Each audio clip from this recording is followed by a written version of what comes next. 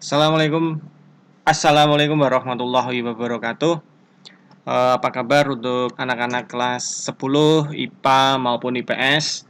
Semoga selalu diberikan kesehatan, diberikan kebahagiaan meskipun tidak dapat keluar rumah karena untuk menjaga agar kita selalu tidak terpapar oleh virus yang saat ini sedang mewabah di dunia.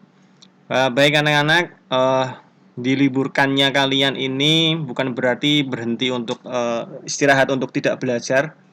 Jadi kalian harus tetap belajar di rumah, mengerjakan tugas-tugas yang sudah diberikan oleh Bapak Ibu guru, kemudian belajar mandiri di rumah dan tetap menjaga diri agar tidak keluar dari rumah. Tujuannya adalah agar tidak terpapar oleh virus. Meskipun kalian tidak merasakan gejala klinis virus corona, tetapi kalian bisa menjadi carrier virus tersebut yang ketika kalian nanti bertemu dengan orang, berinteraksi dengan orang, ditakutkan virus itu menyebar ke atau kalian bisa menularkan ke orang lain. Nah, ketika orang yang kamu berikan tulari virus tersebut imunnya tidak kuat, bisa mengalami gejala klinis virus corona.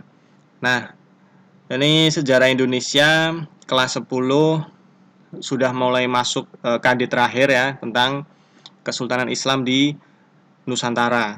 Jadi untuk KD-nya nanti akan saya sampaikan. Jadi video ini sebagai sarana kalian belajar memahami materi tentang Kesultanan Islam di Nusantara. Oke, baik anak-anak, kita mulai videonya. Untuk yang pertama, saya sampaikan KD-nya ya. Nah, ini KD yang terakhir, kompetensi dasar 3.8, menganalisis perkembangan kehidupan masyarakat, pemerintahan, dan budaya pada masa kerajaan-kerajaan Islam di Indonesia, serta menunjukkan contoh bukti-bukti yang masih berlaku pada kehidupan masyarakat Indonesia pada masa kini. Jadi kalian nanti akan mempelajari materi yang pertama adalah perkembangan kerajaan-kerajaan Islam, atau nanti saya menggunakan istilahnya kesultanan, karena di masa Islam ini bentuknya kesultanan. Kemudian materi berikutnya nanti ada tentang contoh bukti-bukti yang masih berlaku pada kehidupan masyarakat Indonesia masa kini. Jadi banyak ritual, ada tradisi, ada hasil budaya yang mulai muncul di masa Kesultanan Islam dan masih kita lestarikan sampai saat ini. Nah, ini untuk kompetensi dasar kita dan materi ke depan. Untuk materi yang pertama ini, video pertama ini tentang kesultanan ya, perkembangan kesultanan Islam di Nusantara.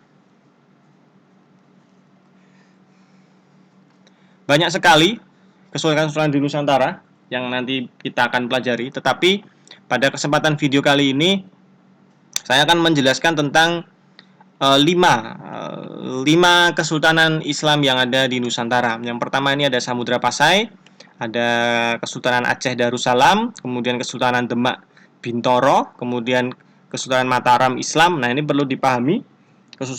Untuk nama Mataram itu digunakan 2 kerajaan yang berbeda coraknya.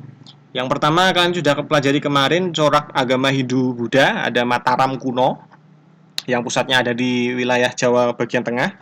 Sama, Mataram Islam juga berada di wilayah Jawa bagian tengah. Tetapi yang satu Mataram kuno bercorak Hindu Buddha, dan yang satu ini nanti kita akan membahas tentang Mataram yang bercorak Islam.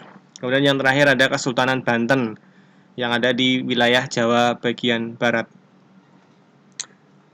Oke, kita langsung saja untuk pertama materi Kesultanan Samudra Pasai. Nah, ini kita buka dulu. Nah, Samudra Pasai. Nah, ini lambang Samudra Pasai, hampir mirip dengan Pancasila ya. Nah, ini lambangnya. Nah, yang pertama kita akan bahas tentang letak Pasai. Nah, letak Pasai itu berada di wilayah sekitar Lok Sumawe, Nanggro Aceh Darussalam sekarang, berada di utara Pulau Sumatera. Nah, ini untuk gambarnya. Wilayah Samudra Pasai berada di sini. Letaknya di sini berada di dekat dengan Selat Malaka, ada di kawasan Selat Malaka yang pada masa itu sebagai pusat bertemunya atau pusat perdagangan di kawasan Asia Tenggara. Karena pedagang-pedagang berasal dari Asia bagian barat dan Asia bagian timur, mereka berinteraksi atau bertemu di wilayah Selat Malaka ini. Nah, ini untuk letak geografis dari Kesultanan Samudra Pasai. Kemudian yang kedua, ini ada sumber sejarah. Sumber sejarah yang pertama dari Samudra Pasai adalah berita dari Tom Pyres. Tom Pyres ini seorang solo traveler ya. Jadi dia mengelilingi dunia dia, Tom Pyres ini. Kemudian ada Hikayat Raja-Raja Pasai yang menceritakan tentang raja-raja dari Samudra Pasai. Kemudian ada Kitab Sejarah Melayu. Jadi Samudra Pasai pengaruhnya juga sampai ke wilayah Malaysia. Jadi ada sumber sejarah yang berasal dari wilayah Melayu di wilayah Malaysia. Adapun raja pertama dari Kesultanan Samudra Pasai ini, nama aslinya adalah Marasilu. Marasilu, sebelum dia masuk Islam namanya Marasilu, kemudian setelah Marasilu ini memeluk agama Islam, menjadi sultan di Samudra Pasai, bergelar Malik As-Saleh. Adapun raja yang terkenal dari Samudra Pasai adalah Mahmud Malik Az-Zahir. Ini raja-raja dari Samudra Pasai. Kita lanjut ke slide selanjutnya.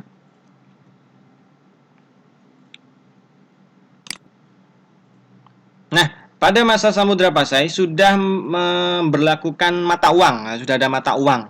Jadi Samudra Pasai mengembangkan mata uang, menggunakan mata uang.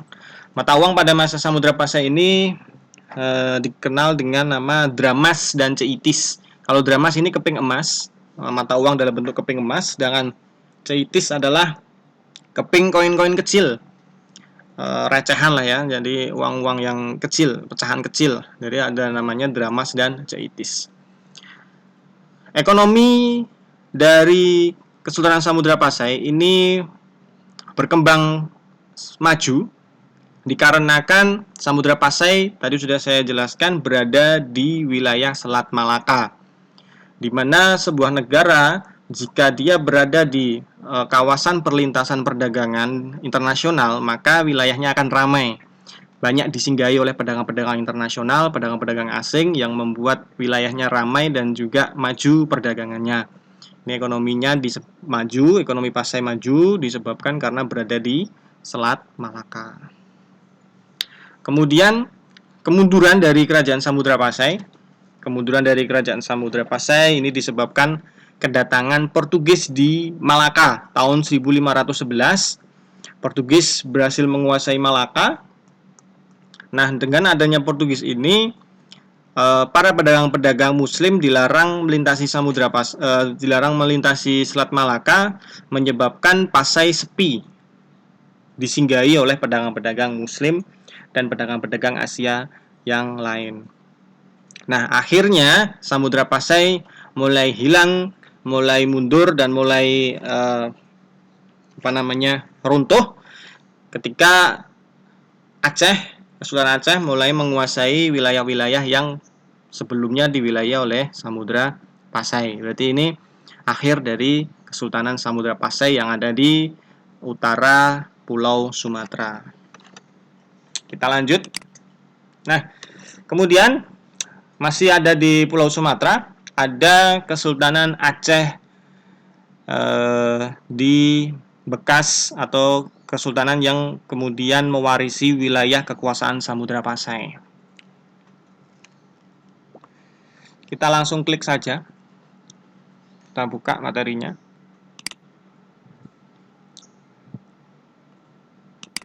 Nah, ini bendera dari Kesultanan Aceh. Jadi kemarin sudah saya sampaikan, dunia Islam itu identik dengan bulan sabit dan bintang. Kemudian ini ada gambar pedang di bendera Kesultanan Aceh. Aceh kita kenal dengan Aceh Darussalam ya. Aceh Darussalam. Darul Assalam. Darul artinya negara, Assalam artinya keselamatan. Berarti Aceh negara keselamatan. Yang pertama kita akan bahas tentang ini. Letak Aceh di Aceh Raya. Aceh Raya itu tuh Aceh besar, Kabupaten Aceh besar. Raya itu raya ya, Aceh Raya. Raya kalau di bahasa Aceh itu raya. Aceh Raya. Didirikan oleh Sultan Ali Muhayyad Shah di tahun 1496. Kita lihat ini di sini Kutaraja. Kutaraja ini pusat dari Kesultanan Aceh.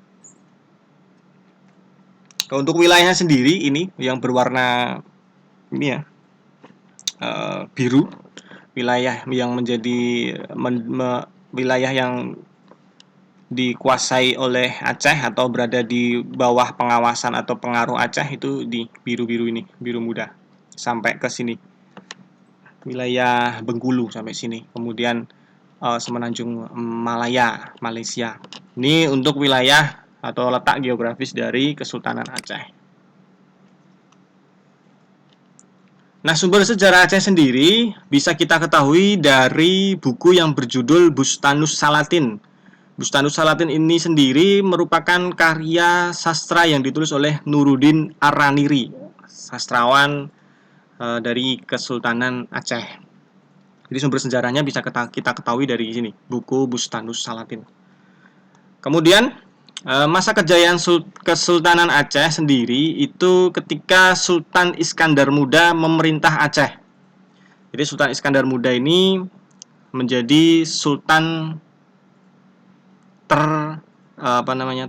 yang bisa dikatakan dia yang paling terkenal ya dari Aceh, Sultan Iskandar Muda, membawa Aceh ke masa kejayaan. Nah, di masa Sultan Iskandar Muda inilah Aceh berkonflik dengan Portugis. Jadi Aceh yang merasa terganggu eksistensinya di wilayah Sumatera itu mencoba mengusir Portugis dari Malaka. Adapun usaha yang dilakukan Iskandar Muda dalam mengusir Portugis di Malaka, Iskandar Muda ini menjalin hubungan diplomatik dengan kekhalifaan Islam yang ada di Turki Utsmani. Jadi Turki Utsmani sebagai kekhalifaan Islam terakhir di dunia ini, sampai saat ini yang terakhir kekhalifaan Islam. Jadi Iskandar Muda dengan kesultanannya Aceh mengakui Turki sebagai khalifah di bumi. Kemudian meminta untuk Aceh dijadikan sebagai wilayah yang berada di bawah kekhalifahan Turki Utsmani. Jadi di masa Sultan Iskandar Muda ini, Turki Utsmani membantu Iskandar Muda dalam mengusir atau melawan Portugis yang berkedudukan di Malaka. Dengan cara apa? Turki Utsmani membantu Aceh dalam mengusir Portugis di Malaka dengan cara mengirimkan teknisi-teknisi handal dalam bidang perkapalan. Jadi pertempurannya itu dulu menggunakan kapal. Jadi teknisi-teknisi perkapalan handal dari Turki dikirim ke Aceh untuk membantu mempersiapkan armada-armada kapal perangnya Aceh. Ini kemudian Turki juga membantu peralatan-peralatan senjata seperti meriam itu dibantu oleh Turki. Nah, ini di masa kejayaan Kesultanan Aceh sendiri. Kita lanjutkan. Nah, di masa Kesultanan Aceh, kehidupan sosialnya itu sangat dipengaruhi oleh ulama. Jadi ada dua golongan yang berpengaruh di Kesultanan Aceh. Yang pertama Teuku dan yang kedua Tengku. Ada dua golongan yang sangat berpengaruh di Kesultanan Aceh, namanya Teuku dan Tengku gelarnya. Kalau Teuku ini adalah golongan bangsawan, golongan keluarga kesultanan. Sedangkan Tengku ini adalah para ulama. Jadi kalau Teuku ini umaro, Tengku ini ulama. Jadi kedua golongan ini sangat berpengaruh di Kesultanan Aceh. Nah, tetapi dalam kehidupan sosial, Tengku, para golongan ulama ini lebih disegani, lebih dihormati dibandingkan dengan para bangsawan. Kenapa? Karena memang Aceh, rakyat Aceh ini memegang teguh syariat Islam dengan kuat. Ada pada kemunduran Aceh, nih nanti kita nyambung ya dengan ini nanti. Kemunduran Kesultanan Aceh ini disebabkan ekspansi Belanda ke wilayah Aceh pada abad ke-20. Bertahun-tahun Aceh susah untuk ditaklukkan oleh Belanda.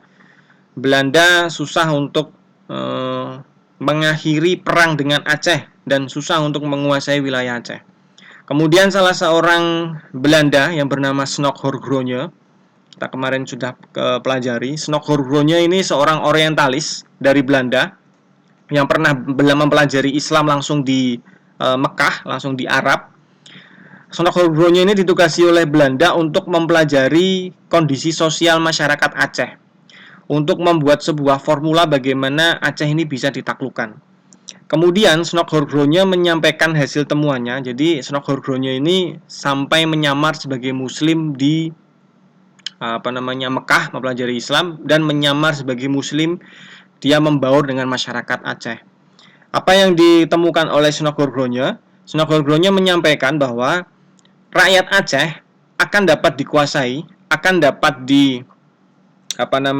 pecah belah kekuatannya, akan dapat dipengaruhi jika golongan-golongan Tengku, golongan-golongan ulama ini dikuasai terlebih dahulu. Jadi semangatnya rakyat Aceh dalam melawan Belanda itu semangatnya semangat jihad. Jika Belanda berhasil menguasai atau menangkap atau menawan semua ulama-ulama Aceh, maka perlawanan Aceh akan meredup. Rakyat Aceh akan meredup. Jadi ini Tengku ini pengaruhnya sangat besar bagi perlawanan Aceh terhadap bangsa Belanda.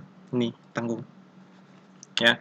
Jadi karena Aceh memang menjalankan syariat dengan kafah, dengan sebenar-benarnya, apa yang dikatakan oleh ulama, fatwa yang dikeluarkan oleh ulama pasti akan mereka patuhi.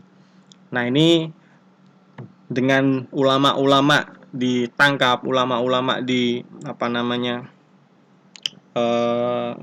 kuasai sama Belanda, rakyat Aceh perlawanannya meredup, semangat tempur, semangat perang, semangat perlawanan rakyat Aceh mulai meredup, dan akhirnya pada abad ke-20 di tahun 1900-an awal itu Aceh berhasil dikuasai sama Belanda. Nah, ini Kesultanan Aceh. Nah, sekarang Demak. Kita ambil nafas dulu sambil kalian bisa merenggangkan badan, karena mungkin ada yang mendengarkan video ini dengan rebahan. Kalau yang pengen pindah posisi, silakan untuk pindah posisi dari berbaring mungkin sekarang jadi duduk. Oke, kita lanjutkan ke Kesultanan Demak. Kesultanan Demak Bintoro. Kita langsung. Ini mungkin sudah pada tahu ya. Ini adalah Masjid Agung Demak. Masjid Agung Demak ini. Oke, Demak sendiri berdiri tahun 1500. Demak berdiri tidak terlepas dari kemunduran atau kehancuran Kerajaan Majapahit. Nah, Kerajaan Majapahit sendiri tercatat di tahun 1400 Saka. Jadi 1400 Saka, kalau di Jawa itu ada yang istilahnya namanya Candra Sengkala. Candra Sengkala itu sebuah simbol, sebuah gambar yang menunjukkan angka tahun. Jadi Candra Sengkala. Nah, bubarnya atau runtuhnya Kerajaan Majapahit itu Candra Sengkalanya adalah sirna ilang kertaning bumi. Sirna itu 0, ilang itu 0, kertaning itu 4, bumi itu 1. Jadi membacanya kemudian dibalik. Jadi 0041 dibalik 1400 Saka. Jadi Candra Senggalanya sirna ilang kertaning bumi. Kalau saya tahun lahir saya Candra Senggolanya itu kalau yang saya buat sendiri ya, Netro Dewo Ambuka Rogo ya. Netro berapa? 2. Netro Dewo berapa? Ambuka Rogo. Nah, itu untuk Candra Sengkala. Jadi kalau di WA saya ada tuh tulisan Netro Dewo Ambuka Rogo. Nah, kemudian ini sultan-sultan yang pernah memimpin Kesultanan Demak. Yang pertama adalah Raden Patah. Namanya sebetulnya Raden Fatah ya, karena orang Portugis dalam catatan sejarahnya tidak bisa mengucapkan Fatah, jadi Patah. Jadi Patah, Raden Patah. Kita kenal dengan Raden Patah. Untuk ada namanya Adipati Jinbun. Adipati Jinbun. Kemudian ada Pati Yunus. Nah, ini ada kesalahan penyebutan dalam sejarah Indonesia, ini ada lagi. Namanya sebetulnya adalah Patih Yunus. Karena orang Portugis tidak bisa menyebutkan Patih Yunus, jadi Pati Unus. Ini penyebutan di dalam sejarah Indonesia banyak kesalahan dan kekeliruan. Kenapa kok namanya Patih Yunus kemudian menjadi Pati Unus? Nah, Patih Yunus ini putra dari Raden Fatah diberikan tugas untuk mengusir Portugis yang ada di Malaka. Karena kedudukan Portugis yang ada di Malaka mengganggu eksistensi dan mengganggu kegiatan perdagangan Kesultanan Demak. Nah, untuk mengatasi itu, maka putra Raden Fatah, Patih Yunus ini dikirim untuk mengusir. Kemudian Patih Yunus memiliki memiliki sebutan juga, namanya Pangeran Sabranglor. Pangeran Sabranglor. Namanya Pangeran Sabranglor karena dia menyeberang ke utara untuk mengusir Portugis yang ada di Malaka. Kemudian yang ketiga, Sultan Trenggono. Nah, ini ada mulai muncul konflik di Demak. Harusnya setelah Patih Yunus memerintah Kesultanan Demak, harusnya adalah Raden Kikin. Raden Kikin ini ayah dari Arya Penangsang yang berkedudukan di Kadipaten Sipang Panolan di wilayah Blora ya. Harusnya Raden Kikin, tapi Raden Kikin kemudian dibunuh oleh putra Sultan Trenggono, Sunan Prawoto, ketika hari Jumat. Sepulang dari sholat Jumat terjadi peperangan, terjadi pertempuran duel senggel antara Sunan Prawoto dengan Raden Kikin yang kemudian menewaskan Raden Kikin. Nah, Raden Kikin ini kemudian mempunyai gelar sebutannya Pangeran Sedo ing Lepen. Pangeran meninggal di sungai. Nah, karena meninggalnya Pangeran Sedo ing Lepen ini akhirnya yang naik tahta adalah Sultan Trenggono. Nah, di masa Sultan Trenggono sendiri, wilayah Demak itu semakin luas. Wilayah Demak semakin luas. Nih, masa Trenggono, wilayah Demak semakin luas. Ya, dari Sultan Trenggono kemudian Sunan Prawoto. Ini akhir dari Kesultanan Demak. Nah, masa Sultan Trenggono, wilayah Demak semakin luas. Ini wilayahnya sampai sini.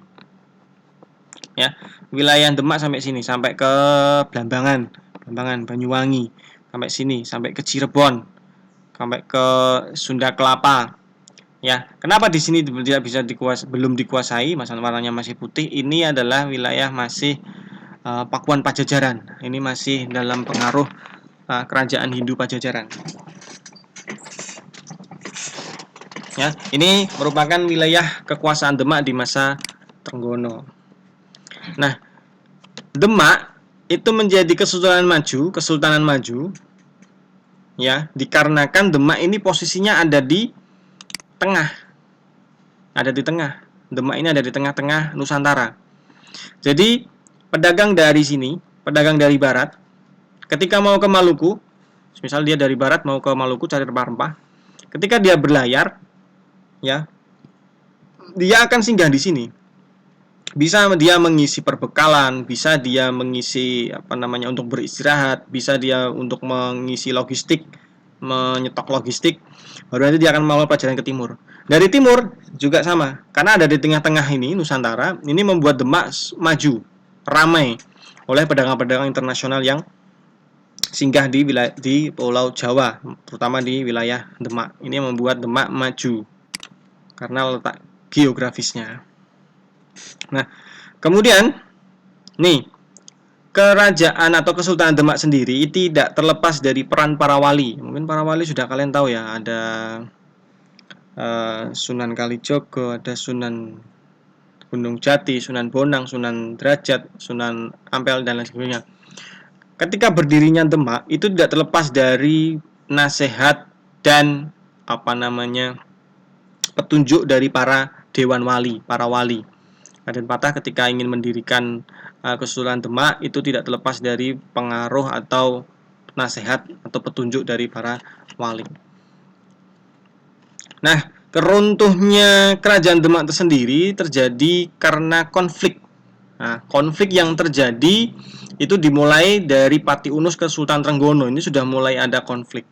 Harusnya Raden Kikin menjadi sultan, kemudian Sultan Trenggono yang justru malah jadi sultan. Ini Raden Kikin mempunyai putra, tadi sudah saya sampaikan, Arya Penangsang. Arya Penangsang sepeninggal Sultan Trenggono menuntut untuk menjadi sultan di Demak karena dia mempunyai hak tahta Demak. Tetapi Sunan Prawoto ini menghalang-halangi. Justru Sunan Prawoto lah yang naik menjadi sultan. Nah, ketika Sunan Prawoto menjabat sebagai Sultan Demak, Arya Penangsang ini kemudian mengirimkan utusan untuk membunuh Sunan Prawoto. Nah, Sunan Prawoto ini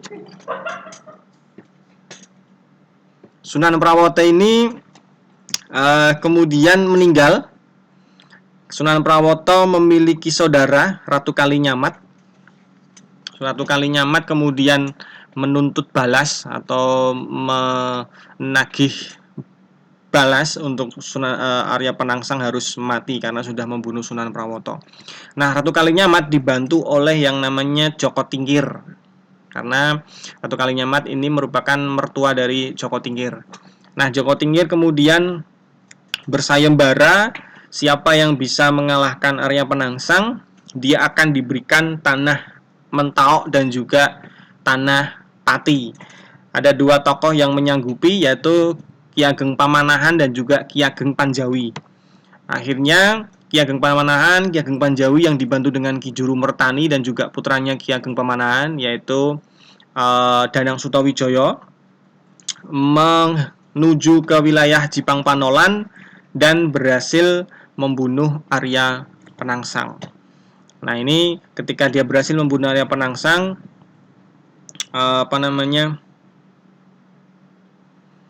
janji Joko Tingkir memberikan tanah Pati dan tanah Mentau akhirnya direalisasi. Ki Ageng Panjawi diberikan tanah Pati, sedangkan Ki Ageng Pamanahan diberikan tanah di Alas Mentau di wilayah Jogja. Cikal bakal Kesultanan Mataram itu ada di Alas Mentau. Nah, akhirnya Arya Penangsang dapat dikalahkan oleh Joko Tingkir. Joko Tingkir memindahkan pusat Kesultanan Demak dari pesisir menuju ke pedalaman. Kemudian mendirikan sebuah kesultanan yang namanya Kesultanan Pajang. Nah, Kesultanan Pajang ini dipimpin oleh Joko Tingkir dan bergelar Sultan Hadiwijaya. Namanya Sultan Hadiwijaya, Joko Tingkir. Gelarnya Sultan Hadiwijaya. Maka berakhirlah Kesultanan Demak dan berdiri Kesultanan Pajang. Pajang tidak memiliki banyak cerita karena sultannya hanya satu. Dalam catatan sejarah, Pajang ketika sepeninggal Hadiwijaya, sepeninggal Joko Tingkir, kemudian Pajang hilang, runtuh, dan digantikan oleh Mataram Islam. Nah, sekarang Mataram Islam. Tadi sudah saya sampaikan, Mataram ada dua, Mataram kuno dan Mataram Islam. Nah, kita akan bahas Mataram Islam. Nah, ini untuk bendera Islam, Mataram Islam ya. Ada bulan sabit, keris. Keris kan identik dengan Jawa. Nah, kerajaan Mataram sendiri didirikan oleh Danang Sutawijaya. Jadi tadi Ki Ageng Pamanahan setelah mendapatkan Alas Mentau, ya, kemudian Alas Mentau ini digarap oleh Ki Ageng Pamanahan dan putranya Danang Sutawijaya. Alas Mentau kemudian berubah menjadi wilayah yang sangat ramai dan mengancam Kesultanan Pajang sendiri. Untuk letak awal keraton Kesultanan Mataram itu berada awalnya di Kota Gede Yogyakarta. Sekarang itu wilayah Kota Gede Yogyakarta. Nah, disitulah Alas Mentawai berada. Ya, letak awalnya di situ. Kemudian nanti Keraton Mataram itu berpindah dari Kota Gede ke wilayah desa namanya Desa Karto, ya, di wilayah Jogja. Kemudian dari Karto dipindah ke Pleret. Nah, Pleret ini di masa Sultan Amangkurat pertama, Amangkurat I, itu di Keraton Pleret. Nah, di Keraton Pleret ini Mataram mulai mendapatkan perlawanan dari tokoh-tokoh yang ada di Jawa, terutama para ulama, karena Amangkurat memerintah secara otoriter. Nah, ada seorang tokoh yang berasal dari Madura namanya Trunojoyo. Trunojoyo ini berhasil mengucar-acir Keraton Mataram dan memaksa Amangkurat I mengungsi ke luar Mataram. Dan akhirnya Amangkurat I meninggal di wilayah Tegal. Jadi makamnya Amangkurat I sekarang ada di Tegal. Dari Pleret, ketika Pleret kepercayaan Jawa, keraton yang sudah hancur itu tidak bisa digunakan lagi. Maka harus dipindah keratonnya. Jadi setelah dari Pleret pindah ke arah timur laut. Ya, arah ke timur laut di wilayah sekarang namanya wilayah Kartosuro, atau sekarang di wilayah Kartosuro. Jadi di situ Keraton Mataram selanjutnya. Ketika keraton di Kartosuro berdiri, kemudian ada Geger Pecinan yang dipimpin oleh Raden Mas Gerendi.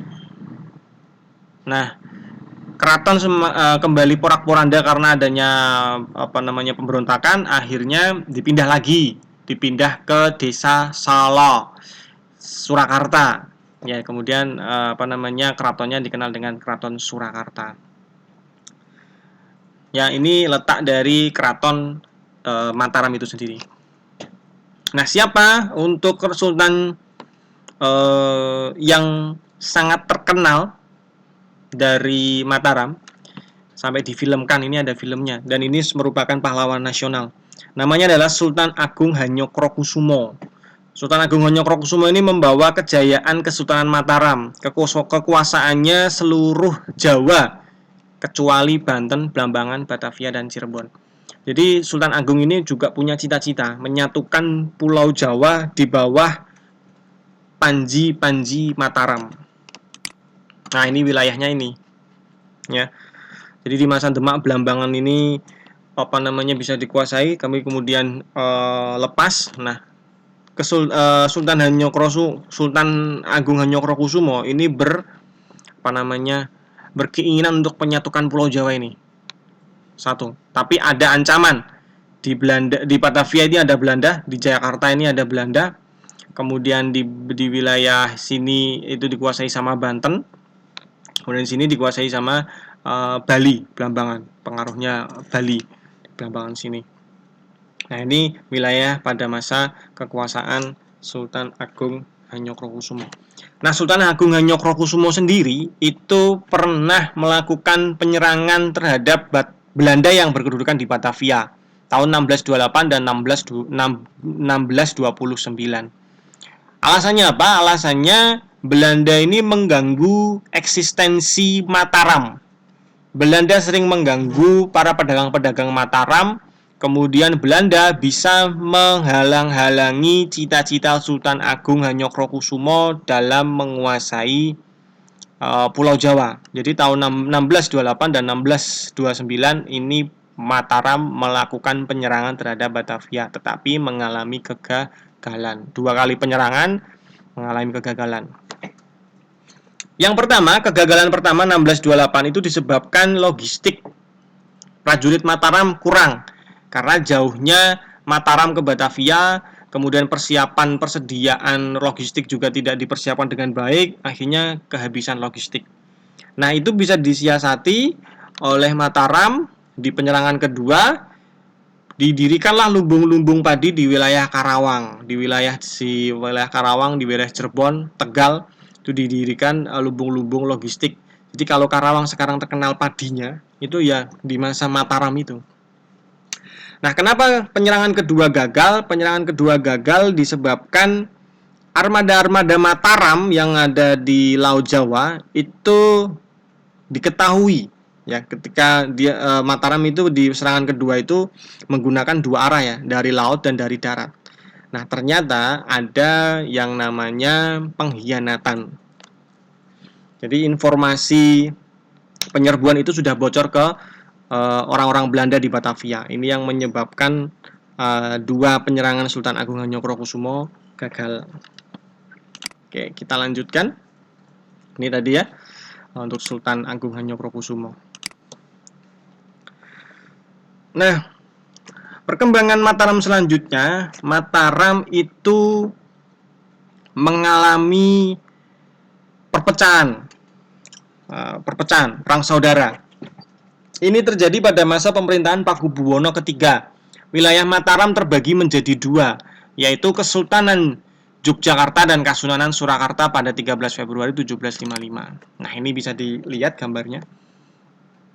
Pecahnya Mataram menjadi dua, Kasunanan Surakarta dan Kesultanan Yogyakarta itu tidak terlepas dari namanya Perjanjian Giyanti. Jadi awal sebelum ada Perjanjian Giyanti itu ada perlawanan yang dilakukan oleh Raden Mas Said yang kemudian nanti bergelar Pangeran Sambernyowo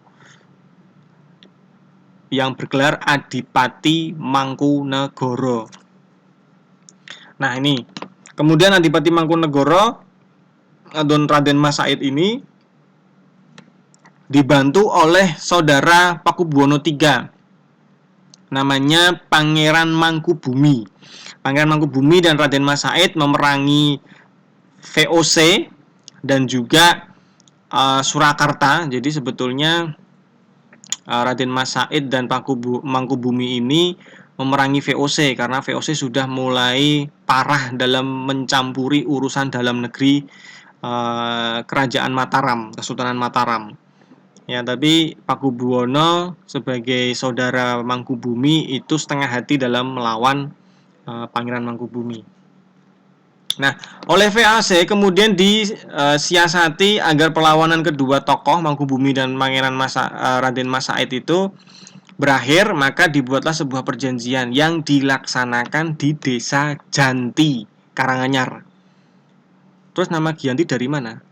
Nah, ini kesalahan dalam sejarah Indonesia mulai kita lihat lagi. Ada lagi kesalahan penyebutan. Namanya Desa Janti.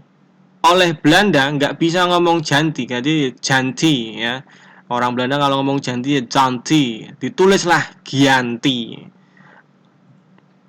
Informasi perjanjian di Desa Janti, di perjanjian Giyanti itu diambil oleh orang Indonesia. Jadi kata Janti ditulis di dalam bahasa Belanda itu Giyanti, orang Indonesia ikut-ikutan perjanjian Giyanti, padahal justru namanya adalah perjanjian Desa Janti. Ini kenapa kok namanya Giyanti. Nah, ini terjadi di tahun 1755.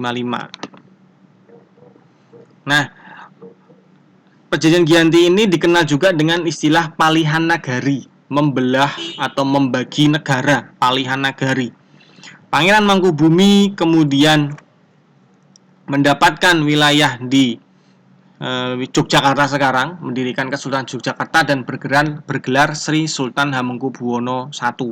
Sedangkan Pakubuwono III mendapatkan wilayah Mataram, Surakarta dan bergelar Sri Susunan Pakubuwono. Nah, Raden Mas Said kemudian di Perjanjian Salatiga 1756 itu mendapatkan wilayah yang kemudian disebut dengan Kadipaten Mangkunegaran dan bergelar Adipati Mangkunegoro I. Nah, ini untuk palihan nagari. Ini ya, palihan nagari. Kemudian struktur masyarakat di dalam masyarakat Mataram, yang pertama ada keluarga kerajaan, para bangsawan, kemudian ada golongan elit. Golongan elit ini ya senopati, kemudian patih, kemudian penasehat, para tumenggung dan lain sebagainya. Kemudian golongan elit ini para pedagang, petani, kemudian tukang. Sedangkan hamba sahaya ini adalah golongan-golongan budak. Kemudian pembagian wilayah Kesultanan Mataram. Yang pertama ada Kutonegoro. Kutonegoro ini pusat istana. Jadi di istana, di wilayah yang dipagari oleh pagar istana, Kutonegoro. Sedangkan Negara Agung adalah wilayah yang mengelilingi istana itu sendiri, Negara Agung. Kemudian wilayah di luar Negara Agung ada wilayah Monconegoro. Nah, Monconegoro ini ada dua, Monconegoro Wetan dan Monconegoro Kulon. Monconegoro Wetan itu Blora ikut Monconegoro Wetan, Purwodadi ikut Monconegoro Wetan, Bojonegoro ikut Monconegoro Wetan, wilayah yang di timur Kesultanan Mataram. Sedangkan pasisiran itu adalah wilayah pesisir, Semarang, Demak, Rembang, Lasem, Tuban, Tegal, itu termasuk ke dalam wilayah pasisiran. Nah, kita lanjutkan. Mataram Islam selesai, tinggal satu lagi yaitu Kesultanan Banten yang ada di Jawa bagian barat. Oke, kita lanjut slide. Banten berdiri tidak terlepas dari Demak. Jadi ketika Demak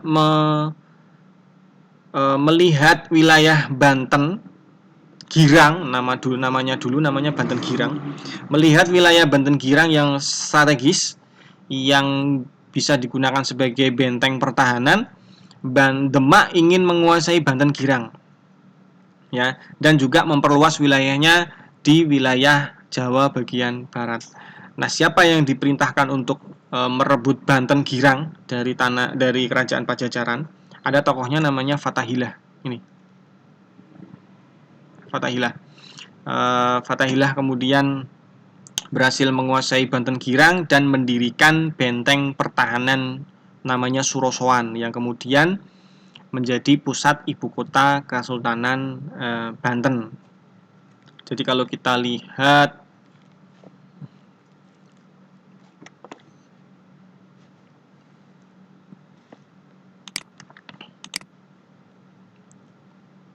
ini ya. Jadi kalau kita lihat wilayah Banten, ketika Portugis di sini, para pedagang-pedagang Islam tidak boleh masuk ke Malaka, dia cari jalur ke sini. Nah, masuk lewat Selat Sunda. Jadi dia menghindari kedudukan Portugis yang ada di Malaka. Ini membuat wilayah Banten ramai disinggahi para pedagang-pedagang internasional di sini. Ini yang membuat Demak harus menguasai ini, Banten. Ya, ini wilayah Banten. Pengaruh wilayah Banten sampai di sini. Sampai ke Lampung. Kemudian berhasil menguasai Pakuan Pajajaran pada masa Pangeran Yusuf, putra dari Fathahilah. Kejayaan Banten sendiri itu terjadi di masa pemerintahan Sultan Ageng Tirtayasa. Sultan Ageng Tirtayasa ini membawa kejayaan Banten, membuat Banten semakin maju, tetapi di masa Sultan Ageng juga Banten mulai mengalami kemunduran dan keruntuhan. Jadi keruntuhan Banten diakibatkan adanya politik divide et impera yang dilakukan VOC terhadap Sultan Ageng Tirtayasa dan putranya yaitu Sultan Haji. Jadi kedua tokoh itu diadu domba. Dan VOC berhasil mengadu domba dua tokoh Banten, Sultan Ageng Tirtayasa dan juga putranya Sultan Haji. Membuat Sultan Ageng Tirtayasa turun tahta. Sultan Haji kemudian berhasil menjadi sultan dan VOC mulai mengintervensi kepentingan Banten. Banten tidak lagi merdeka. Ini yang membuat Banten mulai mengalami kemunduran. Nah, ini wilayah Kesultanan Banten. Baik anak-anak, itu 5 kesultanan yang ada di Nusantara. Ada beberapa lagi, nanti saya buatkan video selanjutnya. Yang pertama nanti ada Kesultanan Cirebon, Kesultanan Banjar, Kesultanan Goa Talo, Makassar. Ada Kesultanan Ternate dan Tidore di wilayah Maluku. Nah, itu kesultanan-kesultanan selanjutnya yang akan kita pelajari. Nah, untuk tugas tagihan kalian nanti silahkan dibuat. Saya tidak memberikan batas waktu, tapi silahkan nanti dibuat. Maksimalnya ya ketika pelajaran sudah mulai normal, KBM sudah mulai normal, saya akan cek, saya akan masukkan nilainya. Tugasnya adalah kalian membuat poster, flyer digital itu ya, poster yang sudah kalian buat sebelum-sebelumnya, pastinya sudah handal. Kalian buat dari kelima kesultanan yang ada di Indonesia ini, 5 ini, Samudra Pasai, Aceh, Demak, Mataram, dan Banten.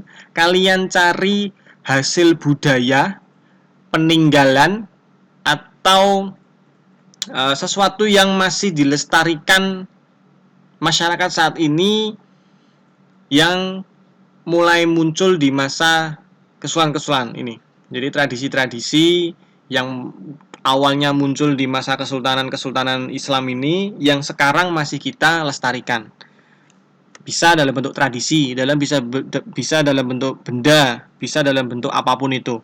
Kalian cari gambarnya, kemudian kalian beri keterangan hasil budayanya. Jadi nanti kalian membuat 5. Satu flyer digital atau satu poster itu isinya adalah satu hasil budaya atau peninggalan dari satu kesultanan ini yang sudah saya sampaikan ini.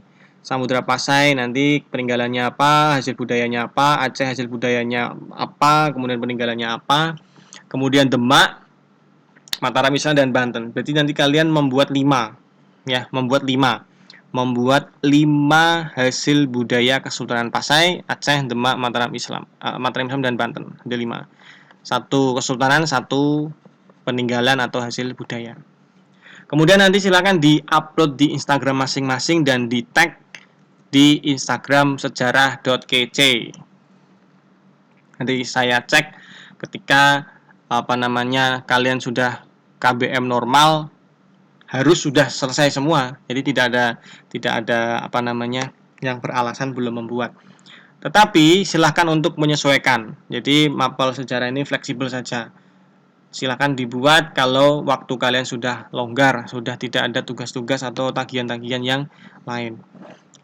Baik, itu materi yang sudah saya sampaikan pada kesempatan video kali ini. Pesan saya tetap belajar, kemudian jangan keluyuran, jangan keluar rumah tanpa kepentingan tanpa sesuatu yang penting. Jadi yang keluar rumah itu yang penting-penting saja. Jangan ngopi, jangan nongkrong, jangan keluyuran nggak jelas. Jadi agar kita bisa memutus rantai penyebaran virus corona atau penyakit ini ya, COVID-19. Oke, baik anak-anak, semoga kalian selalu diberikan kesehatan, selalu menjaga kebersihan. Semoga tidak akan ada sesuatu hal yang berkaitan dengan corona di sekolah kita di SMA Negeri 2. Semoga kita semua warga dan keluarga besar SMA Negeri 2 diberikan kesehatan, keselamatan, dan bisa kembali dalam kegiatan belajar mengajar seperti sedia kala. Itu video yang saya sampaikan. Terima kasih. Akhir kata, Assalamualaikum warahmatullahi wabarakatuh. Salam sejarah kece.